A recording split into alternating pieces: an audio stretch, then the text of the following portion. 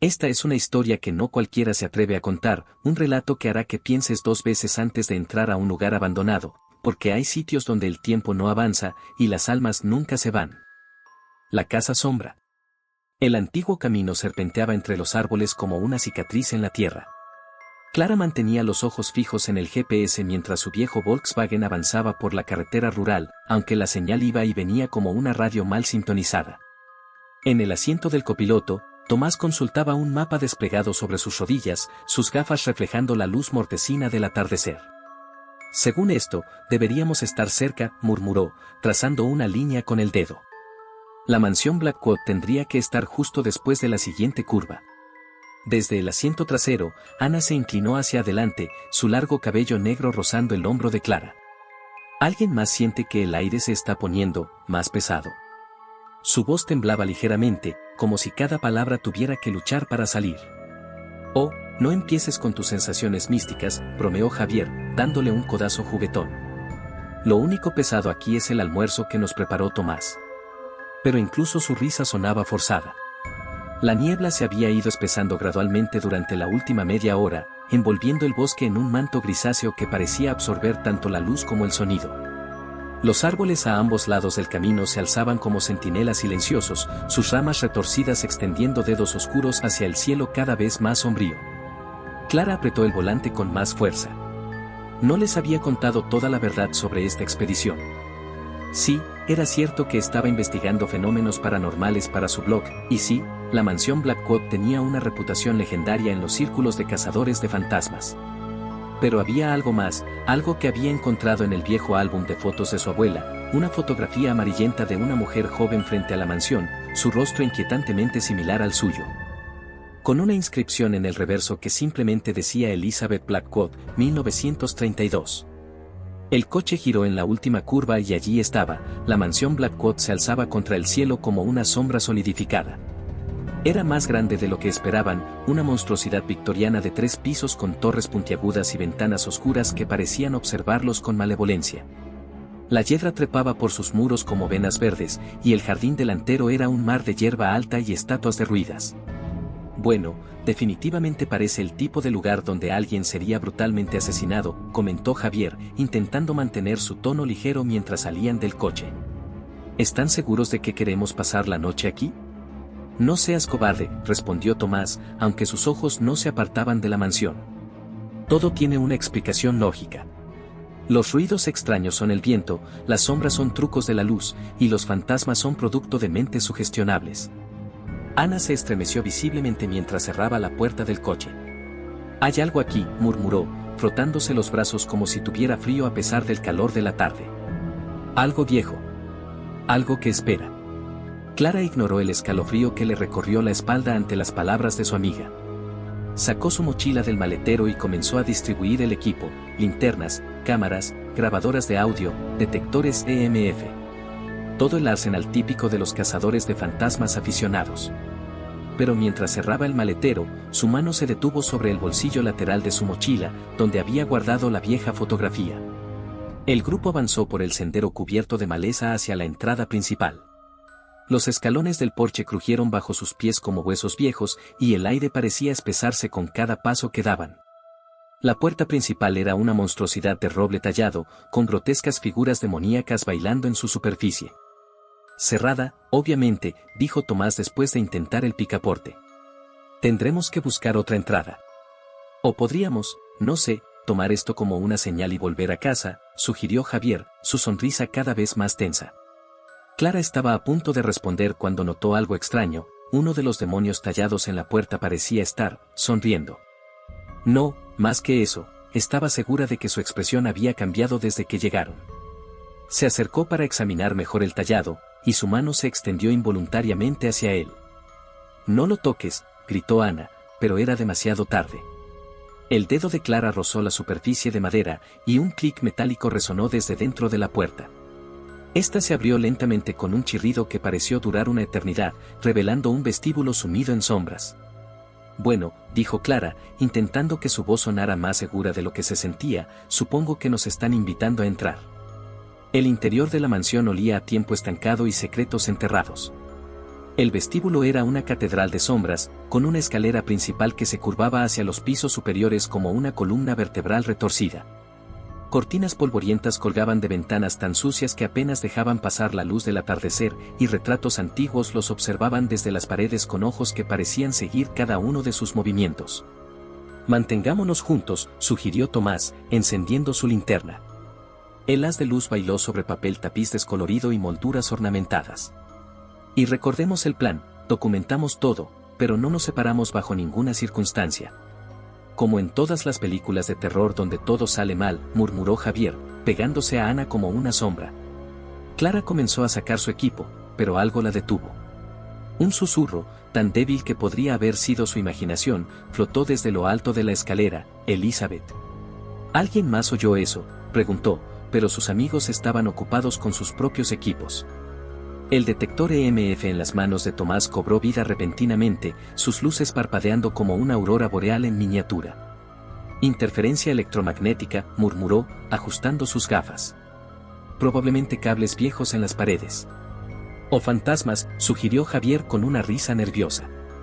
«Ya sabes, la explicación simple». Ana se había quedado inmóvil, sus ojos fijos en un punto en la oscuridad. «Hay algo más aquí con nosotros», susurró. «Algo que ha estado esperando mucho tiempo». Como respondiendo a sus palabras, un golpe seco resonó desde el piso superior, seguido por el sonido inconfundible de pasos arrastrándose por el pasillo. «Probablemente el viento», dijo Tomás, pero su voz había perdido algo de su certeza habitual. Clara sintió que algo tiraba de ella hacia la escalera, una atracción tan fuerte como la gravedad. La fotografía en su mochila parecía pesar 1 tonelada. «Deberíamos investigar», dijo, y antes de que alguien pudiera protestar, comenzó a subir los escalones. Los otros la siguieron, sus pasos creando una sinfonía de crujidos en la madera antigua. El segundo piso era un laberinto de pasillos y puertas cerradas, todas idénticas excepto por pequeñas placas de latón con números grabados. «Como un hotel», observó Javier, su linterna iluminando las placas. «Un hotel para fantasmas». «Para brujas», corrigió Clara sin pensar. Todos la miraron. «Quiero decir, según las leyendas locales, esta mansión fue una especie de refugio para practicantes de artes oscuras en los años 30. ¿Y ahora nos lo dices?». Javier sacudió la cabeza. «Genial. Fantasmas y brujas. ¿Qué más? ¿Hombres lobo en el sótano?». Un sonido cortó el aire como un cuchillo, una risa aguda, femenina, que parecía venir de todas partes y de ninguna a la vez. Ana se aferró al brazo de Javier, su rostro pálido como la cera. «Por aquí», dijo Clara, siguiendo un impulso que no podía explicar. Los condujo hacia una puerta al final del pasillo, marcada con el número 13. La habitación detrás de la puerta era grande y circular, probablemente parte de una de las torres que habían visto desde fuera. Las paredes estaban cubiertas de símbolos extraños pintados en lo que parecía ser. Clara prefirió no pensar en que estaban pintados. En el centro de la habitación había una mesa redonda con 5 sillas, como si estuviera esperando invitados para una cena macabra. «Esto no me gusta», murmuró Javier, su habitual sentido del humor completamente ausente. «Esto no me gusta nada». Tomás se acercó a examinar los símbolos en las paredes, su curiosidad científica superando momentáneamente su escepticismo. «Fascinante. Parecen ser una mezcla de runas nórdicas y símbolos cabalísticos. Pero hay algo más aquí, algo que no reconozco». «No los toques», advirtió Ana, su voz temblorosa. Están vivos». Como confirmando sus palabras, los símbolos en las paredes parecieron pulsar con una luz tenue, un latido enfermizo que hizo que las sombras bailaran de forma antinatural. Clara se acercó a la mesa central, atraída por algo que brillaba débilmente sobre su superficie. Era un libro, un diario antiguo encuadernado en cuero negro. Sus páginas amarillentas estaban llenas de una escritura apretada y frenética. 2010 de octubre, 1932, leyó en voz alta. «El círculo está completo. 5 brujas, 5 puntos del pentagrama. Elizabeth dirigirá el ritual esta noche. Finalmente alcanzaremos la inmortalidad que buscamos». Un viento helado sopló repentinamente a través de la habitación, apagando todas las linternas excepto la de Clara. En la oscuridad casi total, los símbolos en las paredes brillaban con más intensidad, pulsando como venas de luz enfermiza. «¿Y Javier?», gritó Ana. «¿Y Javier, dónde estás?». Cuando la luz volvió, Javier había desaparecido. No había señales de lucha, ni sonidos, ni pistas. Simplemente se había desvanecido, como si las sombras lo hubieran engullido. «Esto no es posible», murmuró Tomás, su voz temblando por primera vez. «Tiene que haber una explicación racional. Una puerta secreta, un mecanismo oculto». «Al diablo con tus explicaciones racionales», gritó Ana, lágrimas corriendo por sus mejillas. «Y Javier se ha ido. Se lo han llevado». Clara seguía sosteniendo el diario, sus páginas ahora moviéndose por sí solas, como impulsadas por un viento invisible. Se detuvieron en una entrada particular, y las palabras parecieron saltar de la página. El ritual falló. Algo salió mal. La puerta que abrimos no era la correcta. Lo que vino a través de ella. Dios mío, lo que vino a través de ella. Elizabeth, perdóname. Te he condenado a todos nosotros. Un grito desgarrador resonó desde algún lugar debajo de ellos, un sonido que podría haber sido de Javier, o podría haber sido de algo que solo pretendía ser Javier. «Tenemos que encontrarlo», dijo Clara, cerrando el diario de golpe. «Y tenemos que hacerlo antes de que oscurezca por completo». «¿Por qué antes de que oscurezca?», preguntó Tomás, aunque por su tono, ya sabía la respuesta. «Porque», respondió Clara, señalando los símbolos en las paredes que pulsaban cada vez más rápido, «creo que cuando caiga la noche, no seremos los únicos buscando en esta casa». El interior olía a madera podrida y memorias oxidadas. La recepción estaba cubierta de polvo, excepto por el libro de registros que descansaba abierto sobre el mostrador, sus páginas inmaculadas como si alguien lo hubiera estado hojeando recientemente. Con manos temblorosas, comencé a pasar las páginas. Mi apellido aparecía una y otra vez, escrito con diferentes caligrafías: H. Morales, habitación 237, 1932, Héctor Morales, habitación 237, 1954, HM, 237. 1978. Las fechas se extendían por décadas, cada entrada con mi nombre llevaba a la misma habitación. En la pared detrás del mostrador, una fotografía en sepia llamó mi atención. El cristal del marco estaba empañado, pero al limpiarlo, mi mundo se tambaleó. Era yo, o alguien idéntico a mí, vestido con ropa de los años 30, sonriendo a la cámara frente al mismo hotel. La inscripción en la esquina rezaba: Héctor Morales, corresponsal, 1932. Los recuerdos comenzaron a filtrarse como agua negra en mi mente mientras subía las escaleras hacia el segundo piso. Imágenes de una infancia que no reconocía, jugando en calles que nunca había visitado, con niños cuyos rostros se derretían en la niebla, una madre que no era la mía arrullándome con canciones en idiomas olvidados. La habitación 237 me esperaba al final del pasillo. La llave estaba en la cerradura, como si alguien hubiera estado esperando mi llegada. Dentro, el tiempo había creado un museo de mi existencia, fotografías cubrían las paredes, todas mías, todas de diferentes épocas. Me vi como un anciano en los años 50, como un joven reportero en los 70, como un niño en los 90. Sobre el escritorio, un diario personal aguardaba. Mi letra, pero más antigua, más elegante: Valle Gris me llama de nuevo. La niebla susurra verdades que no quiero recordar. Cada vez que intento irme, el pueblo me devuelve. Cada vez que regreso, soy alguien diferente, pero siempre soy yo. La niebla se alimenta de nuestras historias, de nuestras identidades. Y yo he sido su alimento favorito durante más tiempo del que puedo recordar. Un reproductor de casetes descansaba junto al diario. La cinta dentro tenía una etiqueta con mi nombre y una fecha: para el próximo Héctor, 1995. Al presionar play, mi voz emergió entre la estática. Si estás escuchando esto, eres yo. O lo serás. O lo fuiste. La niebla distorsiona el tiempo, lo dobla como una cinta de Mobius. He estado aquí antes, muchas veces, en diferentes épocas, diferentes vidas. Cada vez que intento escapar, otro yo toma mi lugar. Somos como fichas en un juego infinito, moviéndonos en círculos mientras la niebla se alimenta de nuestras memorias, de nuestras experiencias. No intentes huir. No hay escape. Solo intenta recordar quién eres antes de que la niebla te transforme en otra versión de nosotros. Los susurros en la niebla se intensificaron mientras me dirigía a la biblioteca municipal. Algunas voces eran burlonas, otras suplicantes, todas familiares. La niebla se arremolinaba a mi alrededor y en sus espirales podía ver rostros, cuerpos retorcidos tratando de emerger de un plano de existencia diferente. La biblioteca era un edificio gótico de piedra gris, sus gárgolas observándome con ojos que parecían seguir cada uno de mis movimientos. Dentro, las estanterías se alzaban hasta el techo, llenas de libros cuyos títulos cambiaban cuando intentaba leerlos. En una mesa en el centro de la sala principal, un periódico amarillento llamó mi atención. Era una copia del Meridiano de 1932 y el titular me heló la sangre: periodista desaparece mientras investigaba misteriosos sucesos en Valle Gris. La fotografía mostraba mi rostro, pero el nombre en el artículo era diferente: Eduardo Morales. Junto al periódico había un diario personal, su cuero agrietado por el tiempo. Mi firma, mi letra, fechado en 1932, he descubierto la verdad sobre Valle Gris. No es un lugar, es una trampa.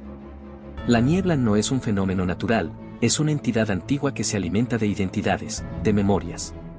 Cada persona que entra aquí se convierte en parte de su tejido, sus recuerdos se mezclan con los de otros, creando nuevas versiones de sí mismos. He estado aquí antes, seré yo quien escape esta vez, dejando a otro para alimentar a la niebla. La noche había caído sobre Valle Gris, aunque era imposible distinguirla del día en la perpetua penumbra de la niebla.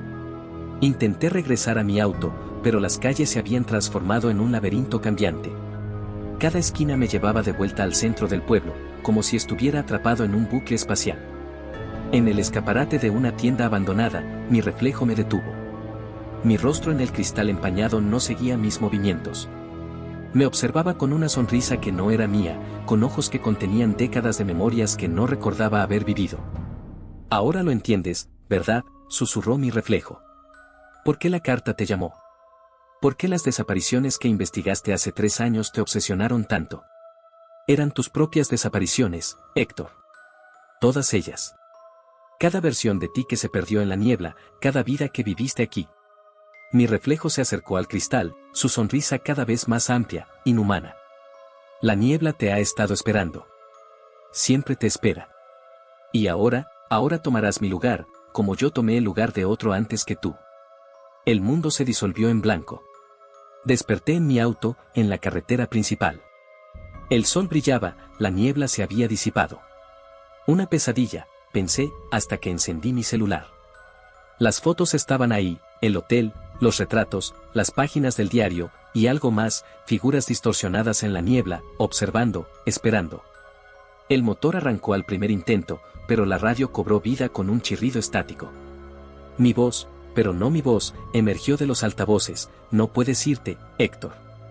Ya eres parte de esto. Parte de nosotros. Parte de la niebla. En el espejo retrovisor, vi movimiento.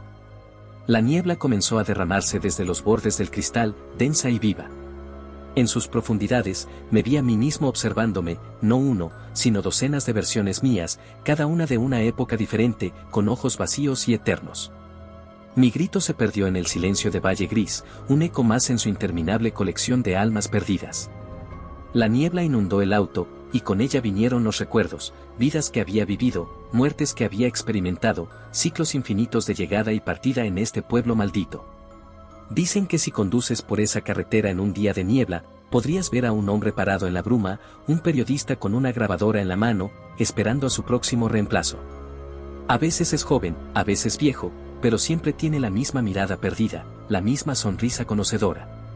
Pero yo sé la verdad, no es un hombre lo que verás, sino un recuerdo, un eco, una advertencia de lo que la niebla puede hacer cuando encuentra a alguien dispuesto a buscar respuestas en los lugares equivocados. Porque yo soy todos los Héctor que han estado aquí antes y todos los que vendrán después. Soy el periodista de 1932, el investigador de 1954, el corresponsal de 1978. Y el reportero que recibió una carta en una mañana lluviosa de octubre. Y la niebla siempre está hambrienta, siempre esperando, siempre susurrando historias de vidas que fueron y serán, en un ciclo eterno de identidades perdidas y encontradas en las calles olvidadas de Valle Gris. Porque en Valle Gris, el tiempo no es una línea recta, sino un círculo infinito donde todos somos el mismo ser, viviendo diferentes vidas en diferentes momentos. Alimentando a una entidad que se nutre de nuestras historias y memorias. Y si alguna vez recibes una carta, un sobre amarillento con tu nombre escrito en una caligrafía que parece desvanecerse, recuerda mi advertencia, algunas historias no están destinadas a ser contadas. El descenso al primer piso fue una pesadilla de sombras danzantes y susurros que parecían seguirlos como una nube de mosquitos hambrientos. Los símbolos de la habitación circular habían comenzado a extenderse por las paredes del pasillo, como si estuvieran vivos y reptando por la superficie del papel tapiz. Los símbolos están moviéndose, susurró Tomás, su escepticismo erosionándose con cada paso. Esto viola todas las leyes de la física. Hay cosas más antiguas que tus leyes, respondió Ana, sus ojos desenfocados como si estuviera viendo algo más allá de la realidad visible. Esta casa está despertando. Clara apretó el diario contra su pecho mientras bajaban las escaleras. Cada página que había logrado leer revelaba una historia más oscura. 5 brujas, lideradas por Elizabeth Blackwood, habían intentado un ritual de inmortalidad en 1932. Pero algo había salido terriblemente mal. En lugar de alcanzar la vida eterna, habían abierto una puerta a algo antiguo y hambriento, algo que había estado esperando pacientemente durante 90 años. Un sollozo ahogado llegó desde algún lugar en la oscuridad. Sonaba como Javier, pero había algo mal en el sonido, como si estuviera siendo reproducido al revés. Javier, gritó Ana, intentando correr hacia el sonido, pero Tomás la sujetó. Espera, dijo, su voz tensa. Mira el suelo.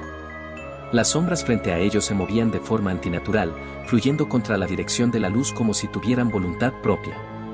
Y en medio de ellas, huellas oscuras aparecían y desaparecían, como si alguien o algo estuviera caminando invisible. No es Javier, murmuró Clara, las páginas del diario crujiendo bajo sus dedos. Es uno de ellos. Los originales. Están jugando con nosotros. Como confirmando sus palabras, una risa femenina resonó por el pasillo, la misma que habían escuchado antes, pero ahora distorsionada y mezclada con algo que sonaba como el rasguño de uñas sobre pizarra. Se refugiaron en lo que parecía haber sido una biblioteca.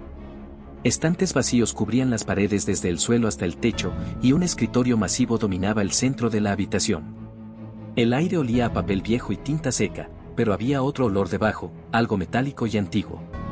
Clara colocó el diario sobre el escritorio y comenzó a pasar páginas frenéticamente. Tiene que haber algo aquí, alguna pista sobre cómo detener esto.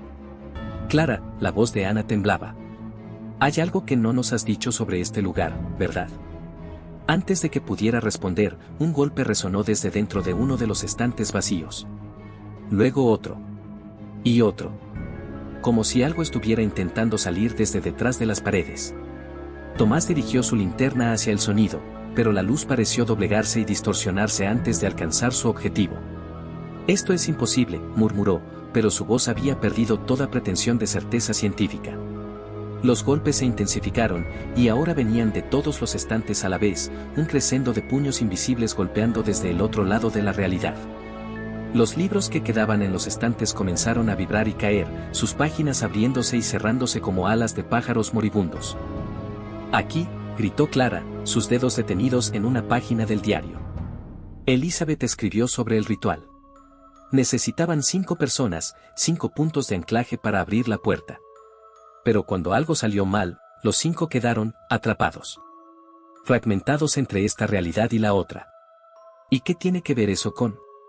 Tomás se detuvo, sus ojos abriéndose con comprensión horrorizada. Oh, Dios. Nosotros también somos 5. O lo éramos, antes de que Javier. Un grito interrumpió sus palabras, pero esta vez no era el eco distorsionado que habían estado escuchando. Era real, cercano, y definitivamente era Javier. Viene del sótano. Ana ya estaba corriendo hacia la puerta. Espera. Clara agarró el diario y corrió tras ella. No podemos separarnos. Pero Ana ya había desaparecido en el pasillo, y cuando Clara y Tomás llegaron a la puerta, se encontraron con un laberinto de corredores que no habían estado allí antes. Las paredes parecían pulsar con vida propia, los símbolos ahora cubriendo cada superficie visible, brillando con una luz enferma. La casa está cambiando, dijo Tomás, su voz apenas un susurro. Se está adaptando. No es la casa, respondió Clara, las páginas del diario temblando en sus manos. Es ella. Elizabeth. Mi bisabuela. Tomás la miró con horror. ¿Qué? Por eso tenía que venir. Por eso nos traje aquí. Ella me ha estado llamando en sueños durante meses, mostrándome el camino. Pero no entendía, no sabía. Un viento helado sopló por el pasillo, trayendo consigo el sonido de múltiples voces susurrando en un lenguaje antiguo y olvidado. Las sombras en las paredes se estiraron y retorcieron, formando figuras humanoides que danzaban y se contorsionaban de manera imposible.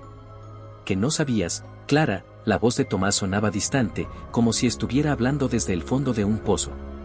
Clara levantó la vista del diario, lágrimas corriendo por sus mejillas. No sabía que necesitaban reemplazos.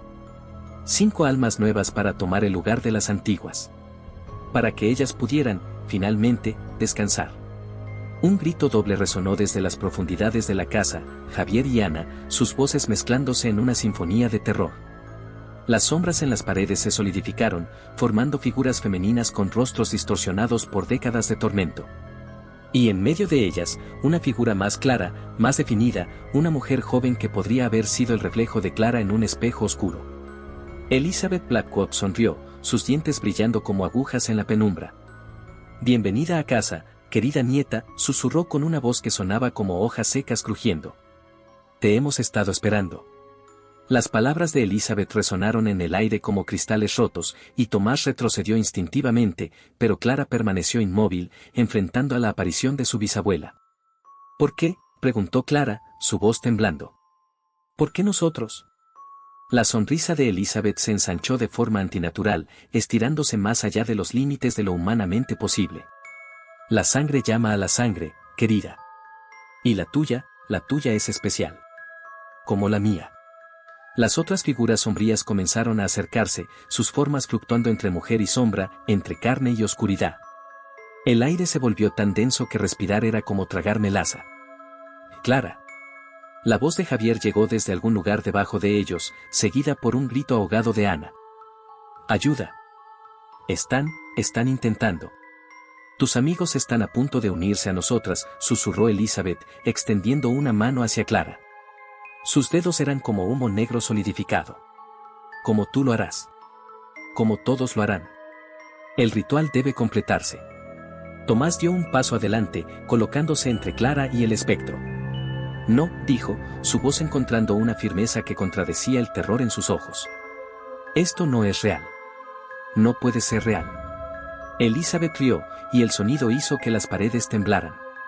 «No es real». Su forma se expandió, llenando el pasillo con sombras vivientes. «¿Necesitas más pruebas, pequeño escéptico?».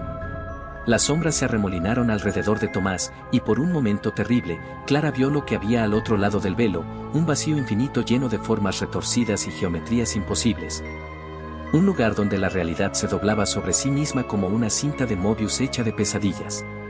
Tomás gritó, un sonido que contenía todo el horror de ver sus creencias científicas destrozadas en un instante. Cayó de rodillas, sus gafas resbalando de su rostro pálido.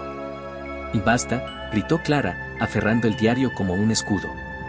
«Déjalos ir». Pero Elizabeth ya no sonreía. Su rostro se había transformado en algo antiguo y terrible, un reflejo oscuro del de Clara. «No entiendes, niña. No hay elección. El ritual comenzó hace 90 años, y debe terminarse. La puerta que abrimos, no puede cerrarse hasta que se complete el intercambio». Las páginas del diario comenzaron a brillar con una luz propia, los símbolos en ellas moviéndose y retorciéndose como serpientes de tinta. Clara sintió que algo despertaba dentro de ella, un poder que había estado dormido en su sangre durante generaciones. «Tienes razón», dijo Clara, su voz cambiando, volviéndose más profunda, más antigua. «El ritual debe completarse. Pero no como tú piensas». Con un movimiento fluido, Clara arrancó una página del diario y la presionó contra la pared. Los símbolos saltaron del papel a la superficie, expandiéndose y multiplicándose como un virus sobrenatural. «¿Qué estás haciendo?». La voz de Elizabeth tembló por primera vez, perdiendo su aire de superioridad. «Lo que debiste hacer hace 90 años», respondió Clara. «No abrir una puerta, sino cerrarla». Los símbolos en las paredes comenzaron a brillar con una luz cegadora, y Clara empezó a cantar en un idioma que nunca había aprendido pero que de alguna manera conocía en sus huesos. Era el idioma de su sangre, de su herencia, de un poder que Elizabeth había intentado robar pero que legítimamente pertenecía a Clara. Las sombras chillaron y se retorcieron, intentando escapar, pero era demasiado tarde. Clara sintió a Tomás a su lado, su incredulidad transformándose en una especie de fe desesperada mientras sostenía su mano. Desde las profundidades de la casa, los gritos de Javier y Ana se transformaron en gritos de asombro. Elizabeth se fragmentó como un espejo roto, su forma deshaciéndose en 1000 pedazos de oscuridad. No puedes, no entiendes el precio. Lo entiendo, dijo Clara, sus ojos brillando con el mismo poder que corría por las paredes. El precio es mío para pagar. Con un último grito que sacudió los cimientos de la mansión, Elizabeth y las otras sombras fueron arrastradas hacia un punto en el centro del aire. Un vórtice de oscuridad que se cerró sobre sí mismo con un sonido como el de un trueno distante. El silencio que siguió fue ensordecedor. Javier y Ana aparecieron en las escaleras, pálidos pero ilesos. Tomás se levantó lentamente, recogiendo sus gafas del suelo. ¿Y Clara? Clara sintió el poder latiendo en sus venas, un recordatorio constante de lo que había descubierto sobre sí misma. ¿Está terminado?, preguntó Ana, su voz apenas un susurro. Clara miró el diario en sus manos, sus páginas ahora en blanco excepto por una última línea escrita con una caligrafía que reconoció como propia: el ritual está completo.